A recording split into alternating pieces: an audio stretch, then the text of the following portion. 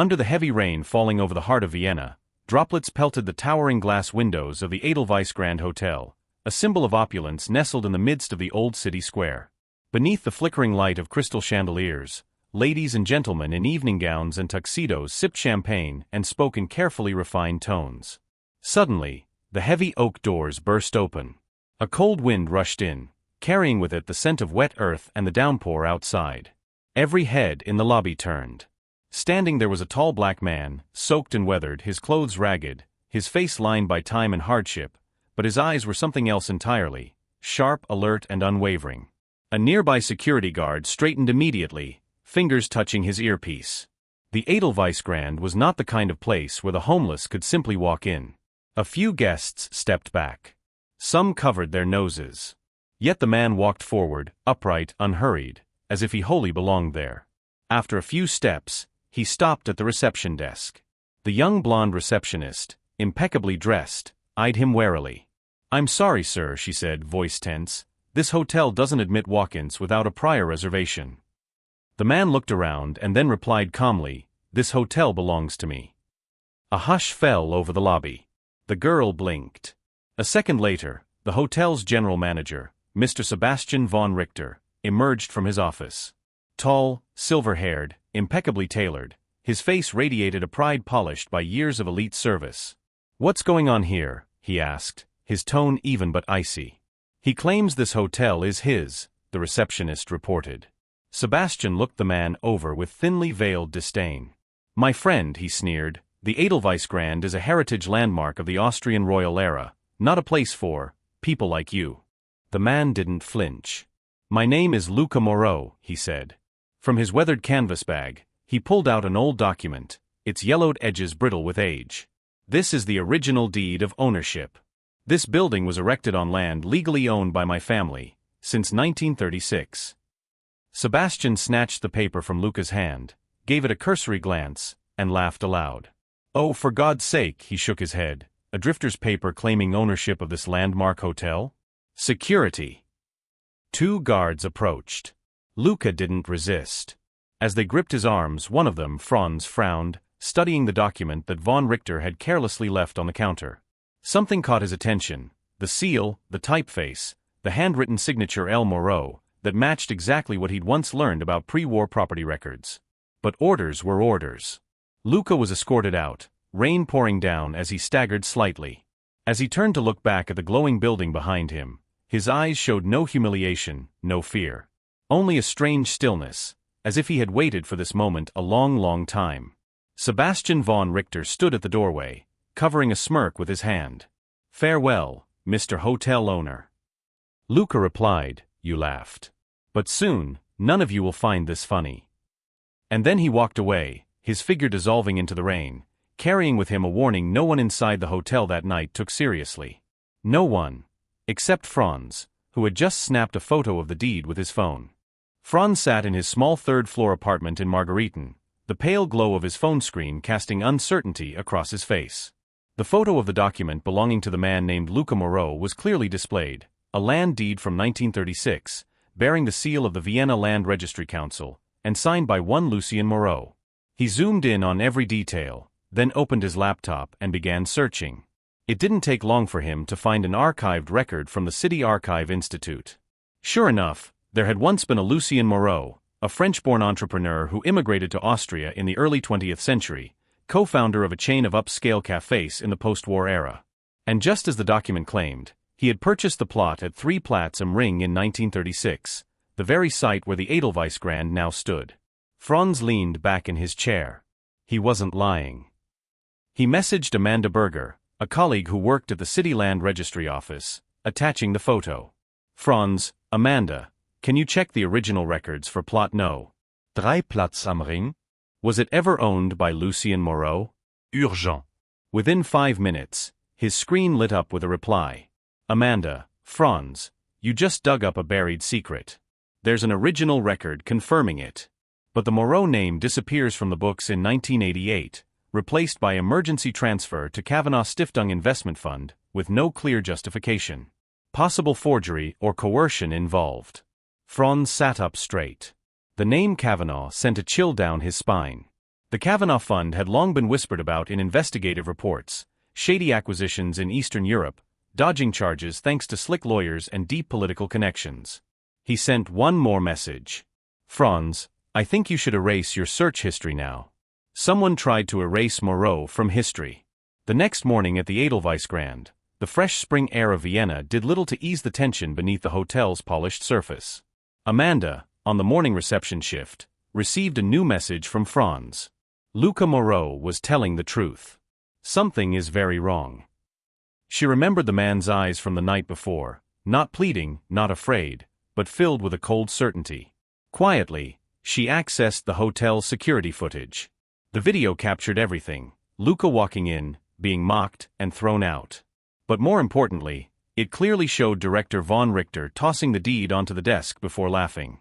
Amanda knew she wasn't supposed to keep a copy, but she had. Something in her gut told her this wasn't just another incident. During her lunch break, she called Franz. Are you sure? She asked. Positive.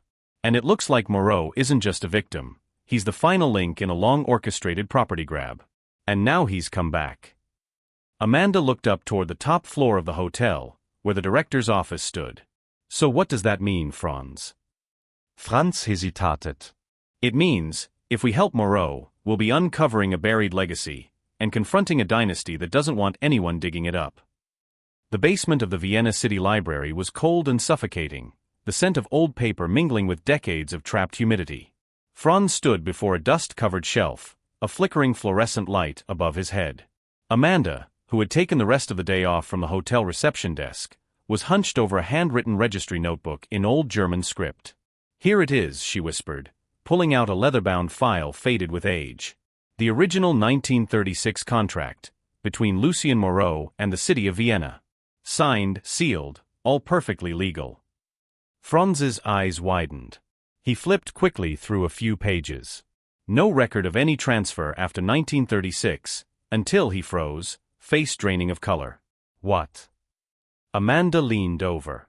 Franz pointed to a thin, yellowed insert, seemingly added long after the original documents. Transfer of ownership in 1988 to the Kavanaugh Stiftung. But the signature on behalf of Moreau is someone named Otto Weber. No power of attorney. No identity verification. Amanda frowned. Weber? Isn't that the name of the lawyer suspected of forging documents in the Linz factory case? Franz nodded. And he vanished in 1991. They stared at each other in silence. A moment later, Amanda pulled out her phone, opened the local news app, and searched for Kavanaugh. Not surprising, she said. The entire Platz am Ring estate is owned by the Kavanaugh Foundation through a network of shell companies. No one knows who actually runs it, only that anyone who digs into the history of that block either gets silenced or disappears. Franz scoffed. So Luca Moreau isn't just some mad old man. He's the victim of a stolen legacy, and he survived long enough to come back for it. Amanda looked down at the still open file. And now he's returned. Not for an apology, but for justice. Franz looked up, eyes sharpening. We need to find him. Before someone else does. Amanda closed the file and tightened her grip on her bag. I know a place he used to visit. An old church in Brigittenau. A priest once told me, Luca Moreau is the only homeless man who's never asked anyone for a coin, only for a quiet place to sit. Franz nodded. Then let's go. St. Johann Church sat quietly in the heart of Brigittenau, its darkened stone walls mottled with moss like the forgotten corners of its own history. Inside, flickering candlelight danced across ancient saintly paintings, and the scent of old wood mingled with incense, casting an air of solemn stillness. Amanda and Franz stepped in during a gloomy afternoon. Father Bernhard, an elderly man with a kind face and calloused hands, recognized Amanda the moment she entered. You've come for him again, haven't you? He asked. Amanda nodded. Has he been here recently? Bernhard gestured toward the back of the church, where a worn pew with a broken leg sat against the stone wall. He sits there every Sunday evening, always after Mass ends. He never says much. Just looks up at the vaulted ceiling, then quietly leaves. Franz approached and placed a hand on the back of the pew. Did he leave anything? A real name, or? He left a promise, Bernhard interrupted. That one day, people would know the truth. Not because he shouted it, but because, eventually, history would listen to what it tried to forget. Amanda exhaled. Father, we believe he's telling the truth. We have documents, records from the city archives. But if we go public, we risk being silenced like the others. Bernhard walked slowly to the altar table, opened an old drawer, and pulled out a sealed envelope. He left this, he said. Told me that if one day someone came, bearing truth instead of fear, they should be given this letter. Amanda accepted it carefully, her hands trembling slightly. Franz glanced around. Did he say anything about Kavanaugh? Bernhard met his gaze. Just one thing. I built this dream with stone and blood, they built over it with money and forgetting. Outside, the church bells struck 5. Amanda and Franz stepped into the fading evening light over the cobbled streets. They didn't open the envelope. Not yet. Not when a black Mercedes was parked at the curb in front of the church, and from it stepped a man in a gray suit, his demeanor calm, his face unreadable. Miss Amanda Williams? He asked, his voice smooth, touched with an old Viennese accent. Amanda subtly tightened her grip on the envelope inside her coat pocket. Mr. Moreau would like to see you. Just once. Franz started to speak, but the man raised a hand. No threats. No conditions. Only this: history deserves to be told by the mouths of the living, not just the pages of a file. Amanda and Franz exchanged a glance. We'll go, she said. The car slid away into the damp streets of Brigittenau, carrying with it 2 people not just chasing the truth, but becoming part of it. The Mercedes glided silently through the cobbled streets of Vienna's Innere Stadt, the historic heart of the city. Outside, the Baroque grandeur of the buildings seemed indifferent to the secrets being transported quietly within its stone arteries. Inside the car, no one spoke. Amanda clutched the envelope tightly, as if holding a courtroom in a single sheet of paper. The man delivered them to an unmarked building on Herrengasse. No name, no signage, just a dark mahogany door with a small brass bell by the frame. He rang it, nodded at them once, and left without a word. The door opened. The man who greeted them looked like a retired historian, silver hair, horn-rimmed glasses, and a tailored 3-piece suit. Please come in, he said, his voice touched with a light French accent, though his German was flawless. I am Alexander Moreau. I've been expecting you. Amanda hesitated. Because of Mr. Elijah Carter? No, Moreau replied, his eyes fixed on Franz. Because of the truth. And those who are finally brave enough to face it. He led them into a library paneled in walnut, the ceiling high, the walls lined with antique volumes. On the desk sat a steaming cup of coffee and a thick dossier stamped in red, Eigentum Supertragung 1987, Verschlussake, Property Transfer 1987, classified. Mr. Carter wasn't mad, Moreau began, his gaze heavy with weariness. As they tried so hard to convince everyone. I was legal counsel during that transaction. I saw the forced signature, the altered documents, and his name vanish from every official record in less than 48 hours. Franz stepped forward and placed the envelope Amanda had received from Father Bernhard on the desk. Moreau opened it. Inside was a handwritten note. If the truth must wait another 30 years to be heard, then let it speak through evidence, not through tears. Signed, Elijah A. Carter. Moreau stared at it for a long moment, then turned to Amanda. Now you have a choice. Expose all of this and ignite the greatest political legal scandal Vienna has seen in 3 decades. Or protect it, and let the men in the shadows keep running the city like a stage already rehearsed. Amanda didn't flinch. I didn't come here to negotiate. Moreau gave a slow nod. Then I will give you everything I have. Copies of the documents, audio recordings of the Silver Crest Hotel board meeting, and most importantly, the original land transfer letter from 1975, with the real signatures of Carter and Kavanaugh Sr. Franz blinked. Why did you keep all of it? Because I'm the only one who hasn't slept soundly in 30 years, Moreau said. And because Elijah Carter was the only man who ever called me a friend, not a colleague. Outside, the church bells tolled. Vienna remained peaceful, but in this room of books and shadows, history was beginning to rewrite itself. In ink, blood, and quiet resolve. Amanda looked at Moreau. We need you as a witness. He smiled faintly. I've been waiting for that invitation since 1987. In a courtroom nestled deep within Vienna's Leopoldstadt district, inside a limestone building that once served as a Habsburg administrative palace, the name Elijah Carter was spoken aloud and clearly for the first time in an Austrian court of law. No longer a whisper among insiders. No longer a name erased from documents. But the centerpiece of a historic trial. Amanda sat to the left side of the courtroom, her hand never leaving the stack of documents before her. Franz was beside her, eyes fixed tensely on the man approaching the witness stand, Alexander Moreau. Dressed in a slate-gray suit with a calm aristocratic demeanor, he looked more like a retired statesman than the keeper of secrets that could shake the foundations of Austrian justice. The prosecutor, a cold, composed woman named Edeltraud Koenig, rose from her seat, trying to undermine the opening testimony. Mr. Moreau, do you confirm that you've held onto critical documents for nearly 30 years without notifying the authorities? I do, Moreau replied calmly. I kept them for the right person, not the right time. Because the right time may come, but if the person lacks courage, all evidence becomes scrap paper. Silence rippled through the courtroom. Koenig pressed on. Do you have proof that these documents are authentic? Moreau opened a worn leather case and gently unwrapped a velvet bundle. He laid it on the table with the reverence of someone unveiling a Stradivarius. Inside was the original deed of land transfer, its ink faded, but the embossed seal and signature still unmistakable. The original. It can be verified through forensic analysis of the ink and paper. I had a French expert authenticate it before handing it over to the court. A murmur spread through the courtroom like wind over dry leaves. The judge, an elderly man who once taught civil law at the University of Vienna, cut the tension with a crisp rap of his gavel. Order. Please continue.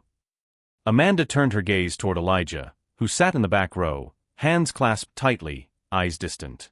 She didn't know whether he was thinking of 1987, the rainy night he'd been thrown out of his own hotel, or that first morning after walking free from prison after 15 long years. But what she did know was this: he didn't need to speak anymore. Others were speaking for him, through law, through evidence, and through the reluctant admissions of those who once called him partner. And then came the defense's turn, led by Amanda and a prominent human rights law firm, as they played the intercepted recording of Jonathan Kavanaugh's careless admission. This city belongs to us, the ones who know how to run it with money, not with justice. The courtroom fell completely still. For the first time, Edeltraud Koenig had no follow-up. The judge didn't strike his gavel. He leaned back in his chair, exhaled slowly, and said, "With all that has been presented, the court will deliver its final verdict on Monday morning." Amanda exhaled, not out of fear, but from the weight of knowing they had already climbed the steepest peak. Now it was only a matter of which side the mountain would crumble down upon. Monday morning cast a heavy leaden gray over the city of Vienna. A fine drizzle smeared the car windows like spilled ink, and the streets around the Leopoldstadt courthouse looked as though they'd stepped out of an Egon Schiele painting, cold, distorted, and haunting. Amanda arrived early. She stood silently before the white limestone building, gazing at the moss-covered steps and thinking, this place once held political trials during the Second Republic. Now it would serve as the site to restore a man's name, one erased from history by forged ink and silent complicity. Franz approached, handing her a hot cup of coffee. Has Elijah arrived? He's already inside. Front row. Doesn't want anyone to see his hands shaking. Franz nodded, saying nothing. They walked in together. Inside, the air was thick with anticipation, tight breaths held, eyes brimming with expectation. The judge entered without the need for a gavel. The entire room fell silent in an instant. After reviewing the documents, testimonies, and legally admissible evidence, this court declares. A deliberate pause. Mr. Elijah Carter is the lawful co-owner of the land on which the Silver Crest Hotel was built. His removal from ownership was the result of an orchestrated act of fraud, concealed by the legal apparatus of that era. Amanda held her breath. This court hereby restores Mr. Carter's 50% ownership of the Silver Crest property and orders financial and emotional reparations in the amount of 17 million euros, plus interest accrued since 1987. A wave of sound rippled across the courtroom, not applause but gasps, hushed murmurs, a few stifled sobs. Elijah sat motionless, as if he hadn't yet believed what he'd heard. Then slowly he rose. No one prompted him. No one needed to. He stepped into the center of the room, where a shaft of light from the vaulted window fell upon him like a natural spotlight. His gaze swept across those who had once dismissed him, mocked him, erased him, and then settled on Amanda, Franz, Martha, and Diego, the ones who had believed. "No one lives long enough to defeat history," he said, voice calm and resonant. "But today, I don't need to defeat it. I only need to write it, by my own hand." This time, the applause came. Unrestrained, unforced. And no one tried to stop it. Jonathan Kavanagh was absent.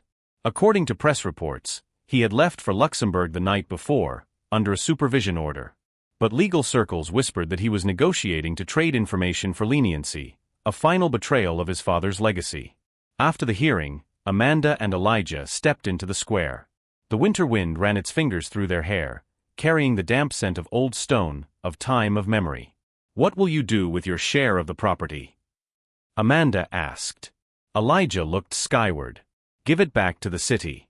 Not in money, in opportunity." Amanda smiled, though her eyes glistened. Because she understood, ownership can be reclaimed. But trust and justice in what is right in each other, must be rebuilt, one brick at a time. And this morning, they had just laid the first one. 3 months after the trial, the Silver Crest Hotel reopened. But not with the hollow fanfare of Kavanagh-era galas. This time, the reopening unfolded in a solemn hush, like a long-overdue apology whispered to the past. Elijah stood at the edge of the newly restored lobby. Where portraits of the Kavanagh dynasty once hung, there was now a different image, a weathered photograph, meticulously restored. 2 men, one black, one white, shaking hands over a lot still littered with bricks and scaffolding, dated 1975. Both were smiling. Only one had been erased from the frame for 40 years. Today, the photo was whole again. "Did you ever think this day would come?" Amanda asked, standing beside Elijah in a minimalist black dress with a high Scandinavian collar. "I hoped," he replied.